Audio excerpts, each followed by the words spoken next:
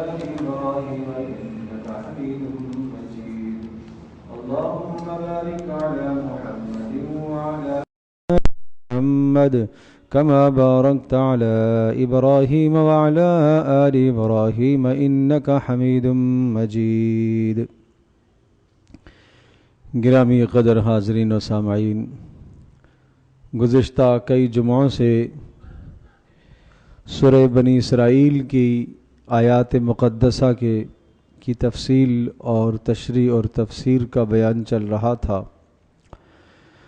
ان آیات مقدسہ میں اسلامی معاشرے کے اہم اور بنیادی اصولوں کو اللہ نے ذکر فرمایا. چنانچہ ان اہم اور بنیادی اصولوں میں سے پہلا اصول اور قانون یہ تھا کہ اسلامی معاشرے میں انفرادی طور پر، اجتماعی طور پر اللہ تبارک تعالیٰ کے حکم کی بالادستی ہو. سب سے بلند ترین اللہ کا حکم ہو، سب سے زیادہ اہمیت اللہ تبارک تعالیٰ کے حکم کو دی جائے، اور اسی حکم کے نتیجے میں بتایا تھا کہ اس کے ساتھ کسی کو شریک نہ ٹھہرایا جائے. اللہ تبارک تعالیٰ کے ساتھ کسی کو کسی بھی طرح سے شریک نہ ٹھہرایا جائے. ہم یہ کہتے ہیں ہم تو اللہ کے ساتھ کسی کو نہیں شریک ٹھہراتے، ہم تو کسی بت کی پوجا نہیں کرتے، ہم تو کسی درخت کی پوجا نہیں کرتے، ہم تو کسی سورج کی چاند کی پوجا نہیں کرتے. تو اچھی طرح سے ذہن نشین فرمائیے گا کہ اللہ تبارک تعالیٰ کے حکم کو جو اہمیت دینی چاہیے وہی اہمیت اگر کوئی آدمی کسی دوسرے کے حکم کو بھی دیتا ہے تو یہ بھی تو شائبہ شرک ہے. اس سے بھی ہمیں روکا گیا ہے کہ اسلامی معاشرے میں اور اسلامی برادری، اسلامی سوسائٹی کے اندر آپ نے اس بات کا خیال رکھنا ہے کہ اللہ تبارک تعالیٰ کا حکم وہ سب سے مقدم ہے.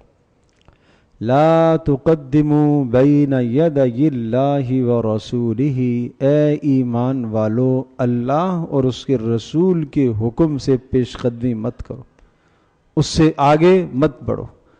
اللہ کے حکم کے سامنے اپنی خواہشات کو مت لے کر آؤ، اپنے رسم و رواج کو مت لے کر آؤ. اللہ کا حکم آ گیا تو تمہیں رک جانا چاہیے. بس جی مانے نہ مانے، نفس مانے نہ مانے، ماحول معاشرہ ساتھ دے یا نہ دے، اللہ کے حکم کی پیروی کرو.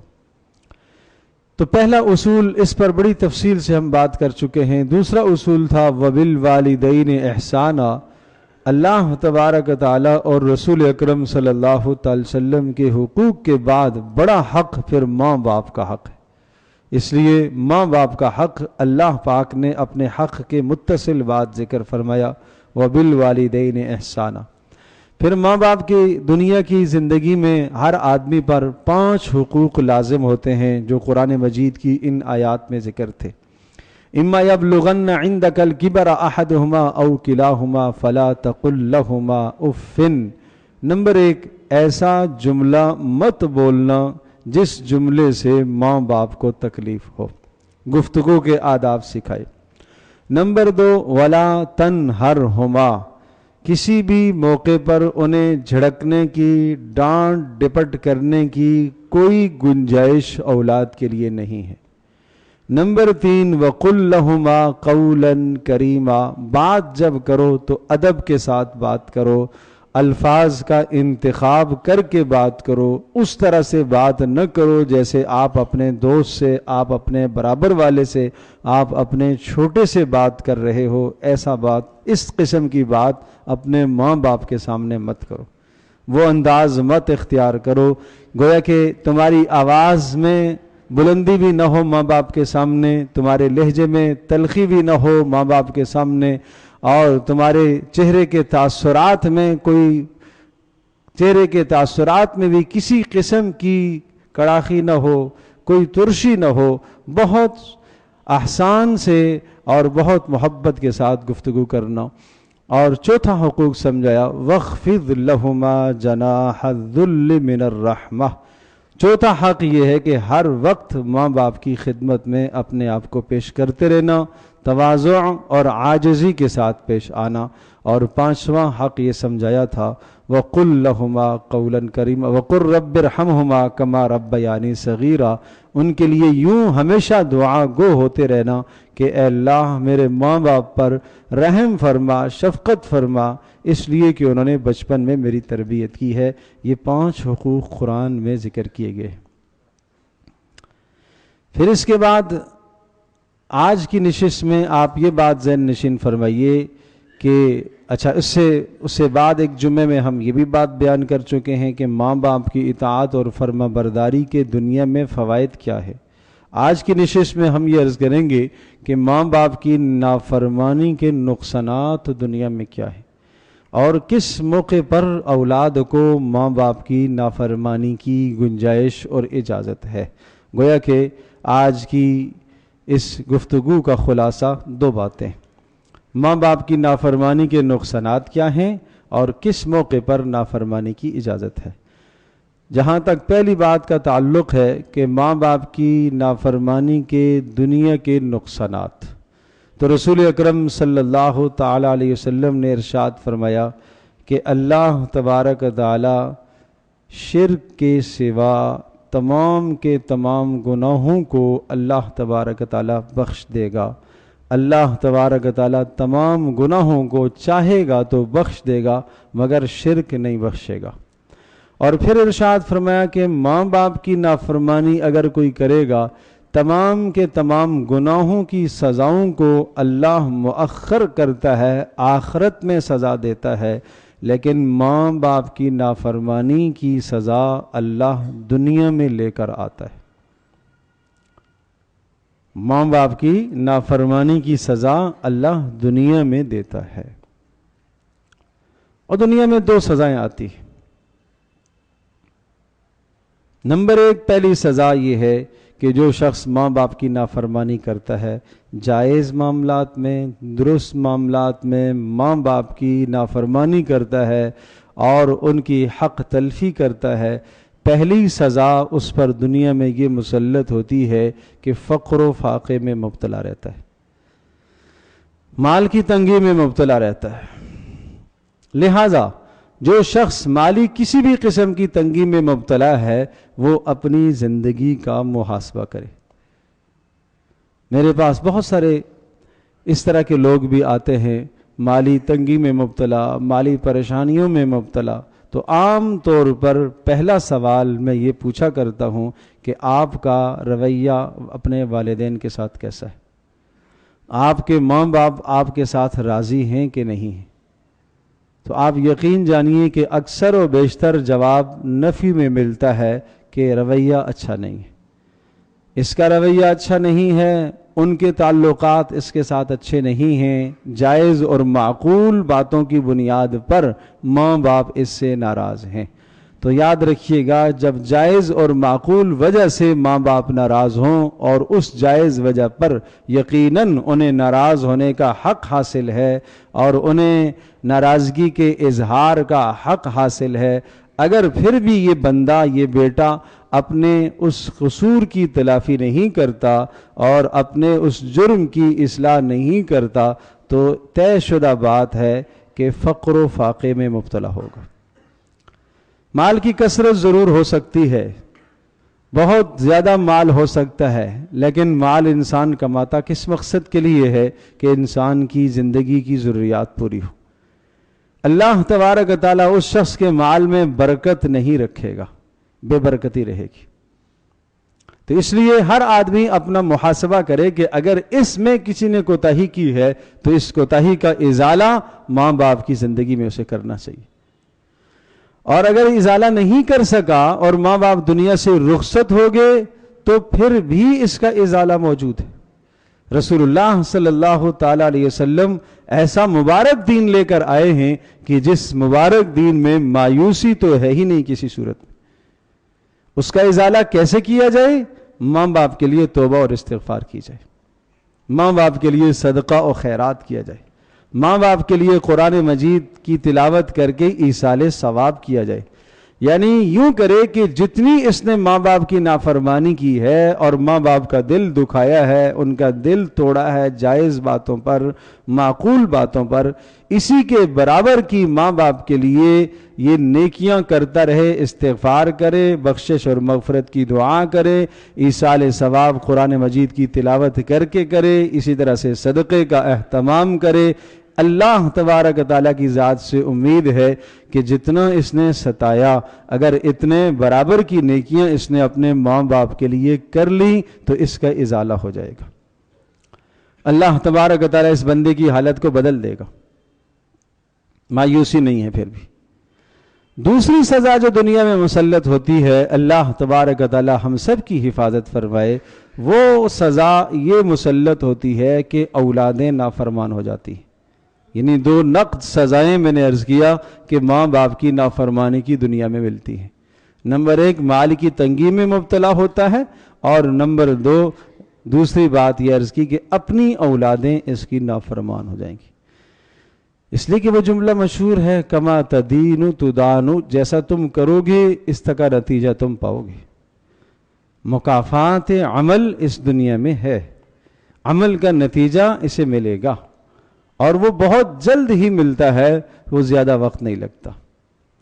اور اگر میں یہ بات کہوں، یہ بھی اللہ کی مہربانی ہے، یہ بھی اللہ کی کرم نوازی ہے کہ اللہ تبارک تعالی ممکن ہے ان ماں اور باپ کی دعاؤں کی وجہ سے ہی اللہ دنیا میں سزا دے دیتا ہے، آخرت کی سزا سے اللہ بچا لیتا ہے۔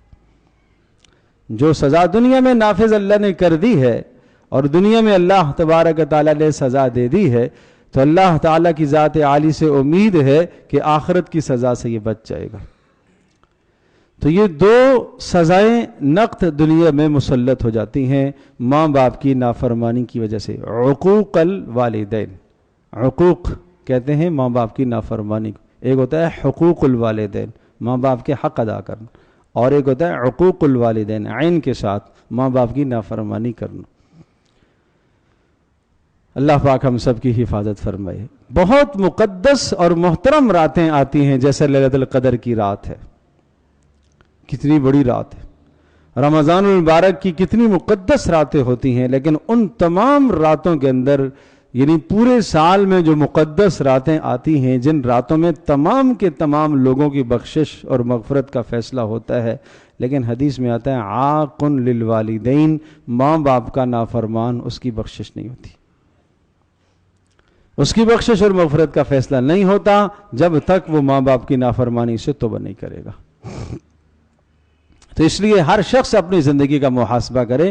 میں عرض کر رہا ہوں کہ دین رسول اکرم صلی اللہ تعالی علیہ وسلم جو مبارک دین لے کر آئے ہیں، اس کا تعلق صرف عبادات کے ساتھ نہیں ہے، اس کا تعلق صرف روزے کے ساتھ نہیں ہے، اس کا تعلق صرف حج اور زکوٰۃ کے ساتھ نہیں ہے۔ رسول اللہ صلی اللہ علیہ وسلم کا مبارک دین ہمیں مکمل زندگی سکھاتا ہے۔ زندگی میں آپ نے کس طرح سے اپنی زندگی گزارنی، اولادوں کی تربیت آپ نے کیسے کرنی ہے، ماں باپ کے حقوق آپ نے کس طرح سے ادا کرنے۔ اگلی نشستوں میں انشاءاللہ بات آئے گی کہ اولادوں کی تربیت کیسے کرنی ہے۔ بسا اوقات تربیت درست نہ کرنے کی وجہ کا نقصان بھی ماں باپ کو دنیا میں اٹھانا پڑتا ہے۔ درست تربیت نہ کی جائے تو اس تربیت نہ کرنے کا نقصان بھی دنیا میں اٹھانا پڑتا ہے۔ اب یہاں میں ایک بات عرض کرتا ہوں، قرآن میں صاف صاف اس بات کو حکم، اس بات کو ذکر فرمایا سورہ لقمان میں، سورہ عنکبوت میں، وَوَصَّيْنَا الْإِنسَانَ بِوَالِدَيْهِ إِحْسَانًا۔ اللہ فرما رہے ہیں کہ ہم نے یہ بات لازم کر دی، ہم نے حکم دیا کہ ماں باپ کے ساتھ حسن سلوک کرنا۔ سورہ عنکبوت میں فرمایا وَإِن جَاهَدَاكَ لِتُشْرِكَ بِي مَا لَيْسَ لَكَ بِهِ عِلْمٌ فَلَا تُطِعْهُمَا، لیکن اگر ماں باپ تمہیں اللہ کی نافرمانی کا حکم دیں تو وہاں ان کی اطاعت نہیں کرنی۔ جو دوسری بات مجھے عرض کرنی تھی کہ کس موقع پر ماں باپ کی اطاعت جائز نہیں ہے، وہ یہی ہے کہ اگر تمہیں ماں باپ حکم دیتے ہیں اللہ کی نافرمانی کا، یا تمہیں ماں باپ حکم دیتے ہیں رسول اکرم صلی اللہ علیہ وسلم کی نافرمانی کا، تو یہاں ماں باپ کی اطاعت جائز نہیں ہے۔ صاف صاف حدیث میں آیا لا طاعت لمخلوق فی معصیت الخالق، کہ جہاں پر اللہ کی نافرمانی ہوتی ہو وہاں کسی بھی بندے کی اطاعت کرنا جائز نہیں ہے. وہاں نہ ماں باپ کی اطاعت کرنا جائز ہے، نہ وہاں بیوی کی اطاعت کرنا جائز ہے، نہ وہاں اولادوں کی اطاعت کرنا جائز ہے، نہ وہاں دوست کی اطاعت کرنا جائز ہے، نہ وہاں رسم و رواج کی پیروی کرنا جائز ہے. جہاں اللہ کی نافرمانی ہوتی ہو وہاں کسی کی اطاعت کرنا جائز نہیں، کسی کی اطاعت وہاں جائز نہیں ہے. اور اگر آپ کے ذہن میں یہ بات ہو کہ اسلامی معاشرے کا پہلا ادب اور پہلا اصول جو بتلایا تھا کہ اللہ کا قانون سب سے اوپر ہے، اللہ کا حکم سب سے بلند تر ہے، لہٰذا اگر تمہیں کوئی آدمی حکم دے جس میں ماں باپ کی، یا ماں باپ تمہیں حکم دیں، یا کوئی اور شخص آپ کو حکم دیتا ہے جس میں اللہ کی نافرمانی ہوتی ہے، تو اس شخص کی اطاعت جائز نہیں. وہ ناراض ہوتا ہے کوئی بات نہیں، بگاڑ پیدا ہوتا ہے کوئی بات نہیں، فرائض کے اندر کوئی گنجائش نہیں ہے، کسی قسم کے سمجھوتے کی گنجائش نہیں. میں ایک دو مثالیں عرض کرتا ہوں. پیارے پیغمبر صلی اللہ تعالی علیہ وسلم کا حال آپ سب جانتے ہیں، آپ سب تاریخ جنہوں نے پڑھی ہے، رسول اللہ کی سیرت جنہوں نے پڑھی ہے، پیارے پیغمبر صلی اللہ تعالی علیہ وسلم کو اللہ نے جب منصب رسالت پر فائز فرمایا، رسول اکرم صلی اللہ تعالی علیہ وسلم کے والدین مکرمین تو تھے نہیں، لیکن اس وقت رسول اکرم صلی اللہ تعالی علیہ وسلم اپنے چچا کی نگہداشت میں تھے اور ان کی پرورش میں تھے، ان کے زیر سایہ تھے. اور جب یہ حالت آ گئی کہ مشرکین سب کے سب اکٹھے ہو گئے اور سارے کے سارے سردار جمع ہو گئے، اور انہوں نے آ کر ابو طالب سے یہ کہا کہ آپ اپنے بھتیجے سے یہ کہیے کہ کوئی معاملہ کچھ ہلکا ہاتھ رکھے، اور آپ کی وجہ سے ہم ان کی رعایت کرتے ہیں ورنہ ہم ان کو سخت سے سخت ترین نقصان پہنچا سکتے ہیں. ابو طالب آپ کی رعایت ہم رکھتے ہیں. رسول اللہ صلی اللہ علیہ وسلم کو ابو طالب نے بلایا چچا نے اور کہا بھتیجے کچھ کام ہلکا کر لو، کچھ میرے ضعف کا، بڑھاپے کا خیال رکھ لو کہ میرے اندر اب تحمل اتنا نہیں رہا کہ میں قریش کو جواب دے سکوں اور آپ کی حمایت میں قریش کے سامنے کھڑا ہو سکوں. اب تک تو کھڑا رہا، اس کے بعد میرے پاس اتنی ہمت اور طاقت نہیں. سخت پریشر ہے، پورے خاندان کا پریشر ہے، پورے اس مکہ کی قیادت کا پریشر ہے میرے اوپر، لہٰذا کچھ کم کر لو.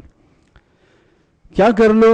جو آپ توحید کا پیغام لے کر آئے ہو اس میں ہاتھ ذرا ہلکا رکھو، بتوں کو برا بلا نہ کہو. رسول اکرم صلی اللہ تعالی علیہ وسلم نے اس جگہ پر کسی قسم کا سمجھوتا نہیں فرمایا. آپ نے فرمایا چچا اگر یہ سورج کو اتار کر میرے سیدھے ہاتھ میں رکھ لے، چاند کو اتار کر میرے الٹے ہاتھ میں رکھ لے، تب بھی میں یہ کام نہیں چھوڑ سکتا. آپ نے اپنے عمل سے یہ بات سمجھائی ہے کہ جہاں اللہ کی نافرمانی ہوتی ہو وہاں کسی کی اطاعت جائز نہیں.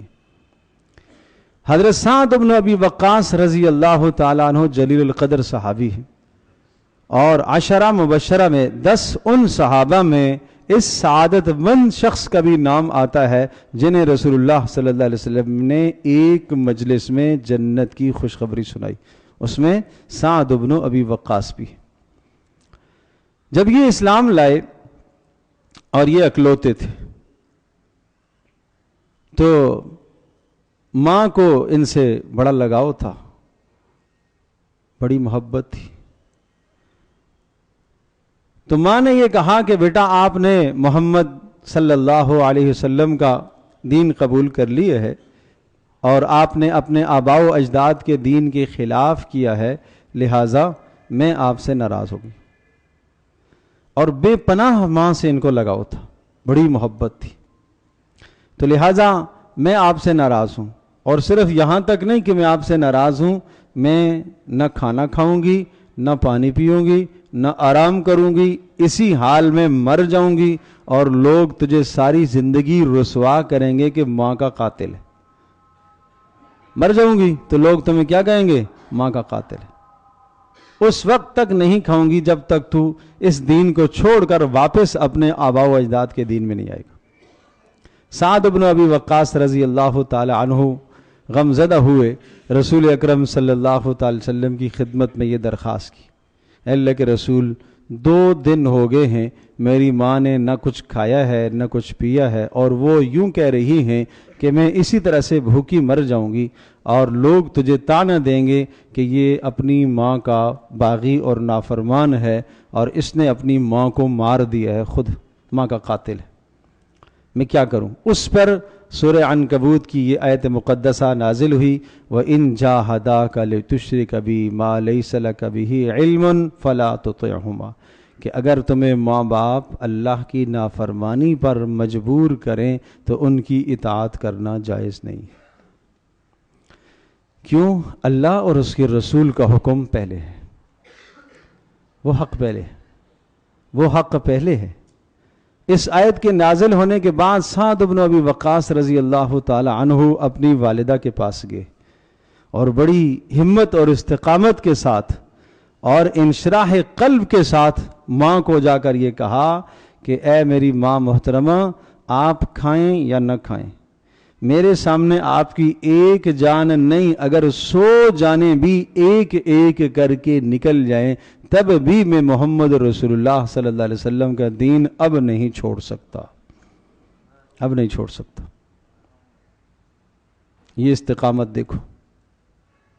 آج ہم ذرا اپنے ماحول کا محاسبہ کریں، اور ماں باپ کے لیے بھی بہت بڑا سبق ہے اور اولادوں کے لیے بھی بہت بڑا سبق ہے۔ ماں باپ کے لیے بڑا سبق یہ ہے کہ وہ اولادوں کو آزمائش میں نہ ڈالے، وہ اللہ کی نافرمانی کا حکم نہ دیں، رسول اللہ صلی اللہ علیہ وسلم کی نافرمانی کا حکم اپنے بچوں کو نہ دیں۔ اور یہ بہت اچھی طرح سے یاد رکھیے گا کہ آج اگر ماں باپ نے اپنی اولادوں کو اللہ اور اس کے رسول صلی اللہ علیہ وسلم کی نافرمانی کا حکم دیا اور ان سے نافرمانی کروائی، جبرن کروائی، تو پھر یاد رکھیے گا یہ اولادیں کل آپ کی فرما بردار نہیں رہیں گی، یہ آپ کی فرما بردار نہیں رہیں گی۔ جب آپ ان کو اللہ اور اس کے رسول کا فرما بردار نہیں دیکھنا چاہتے ہو تو یہ اولادیں آپ کی فرما بردار نہیں رہیں گی۔ بے شمار یہ بات آتی ہے کہ اولادیں نافرمان ہیں، اولادیں بات نہیں مانتی، تو ممکن ہے یہ قصور بھی ہو۔ میں اگلی نشستوں میں یہ تفصیل سے انشاءاللہ موضوع عرض کروں گا، لیکن بہت اچھی طرح سے ہر آدمی اپنا محاسبہ کرے کہ اگر کسی موقع پر اس نے اپنی اولاد سے کوئی نافرمانی کروائی ہے، بیٹا کسی دینی ماحول میں جڑنے لگ گیا ہے، کسی اچھے ماحول میں جڑنے لگ گیا ہے، بیٹی ہے کسی دینی ماحول میں جڑنے لگ گئی ہے، اور اس دینی ماحول میں جڑنے کی وجہ سے وہ پردے کی پابند ہے، اور وہ پردے کی پابند ہے، وہ اپنے چچا کے بیٹوں سے، اپنے ماموں کے بیٹوں سے، خالہ کے بیٹوں سے، پھپھی کے بیٹوں سے پردہ کر رہی ہے، واقعتاً پردہ ہے، اور باپ اسے مجبور کرے کہ نہیں تجھے پردہ نہیں کرنا، تو کیا کہا جائے گا؟ اس باپ نے یا اس ماں نے اپنی بیٹی کو اللہ کی نافرمانی پر آمادہ کیا، اور اللہ کی نافرمانی کا اس نے حکم دیا۔ یہ تو میں نے ایک مثال دی ہے، اس کے علاوہ اور زندگی میں بے شمار معاشرتی زندگی میں ایسی چیزیں آتی ہیں کہ ماں باپ اپنی اولادوں کو اللہ کی نافرمانی پر مجبور کرتے۔ تو یاد رکھیے گا کہ اگر اپنی اولادوں کو اللہ کی نافرمانی پر مجبور کیا تو اس کا لازمی نتیجہ یہ آئے گا کہ یہ اولاد آپ کی فرما بردار پھر نہیں رہے گی۔ تو ایسے موقع پر اولادوں کو بھی ماں باپ کی اطاعت اور فرما برداری نہیں کرنی چاہیے، بالکل نہیں کرنی چاہیے، ان کی بات نہیں ماننی چاہیے۔